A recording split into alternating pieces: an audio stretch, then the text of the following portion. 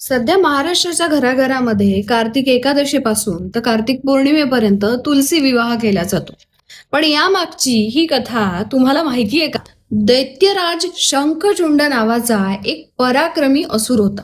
पण तो फक्त पराक्रमी नव्हता बरं, तो होता अत्यंत धर्मनिष्ठ, सत्यवादी आणि आपल्या धर्मावर ठाम राहणारा. त्याची पत्नी होती तुलसी, अत्यंत पतिव्रता, विष्णू भक्त आणि तेजस्विनी स्त्री. तिच्या पतिव्रतेच्या सामर्थ्याने शंखचूड नेहमीच अजेय झाला. पण देव असुर कुणालाही त्याला जिंकता येईना.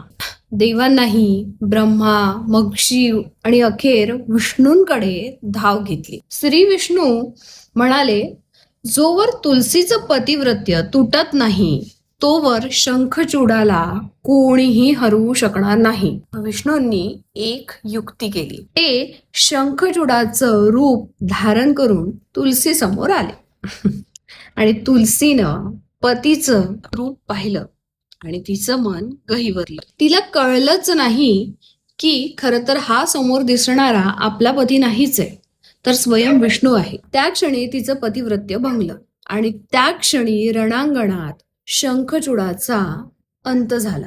जेव्हा तुलसीला हे सत्य कळलं, ती खूप रागावली, दुःखी झाली आणि विष्णूंना शाप दिला. हे विष्णू, माझं पतिव्रत्य तोडलत तुम्ही, म्हणून तुम्ही दगड व्हा, निराकार व्हा. विष्णूंनी नम्रपणे तो शाप स्वीकारला. ते शालिग्राम दगड बनले आणि तुलसी आपल्या देहातून पृथ्वीवर तुळशीचं पवित्र रूप बनली. आहे ना खूप सुंदर कथा? मग देवतांनी सांगितलं, तू पतिव्रता आहेस, पवित्र आहेस, म्हणून तुला विष्णूशी पुन्हा एकत्र केलं जाईल. मग देवांनी मोठ्या थाटामाटात आनंदात तुलसीचं शालिग्राम विष्णूशी विवाह लावला. त्याच दिवसाला आपण महाराष्ट्रात घरोघरी सगळेजण तुळशी विवाह असे म्हणतो आणि दरवर्षी तुळशीला घराघरात अगदी नववधूप्रमाणे सजवलं जातं. तिला चोळी, ओढणी, हार, फुलं आणि मंगळसूत्र सुद्धा घालतात. शालिग्रामाला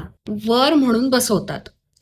तर शालिग्राम विष्णू म्हणून कृष्णाच्या मूर्तीला आपण तिथे बसवतो आणि अगदी मंत्रोच्चारात त्यांचा विवाह संपन्न करतो.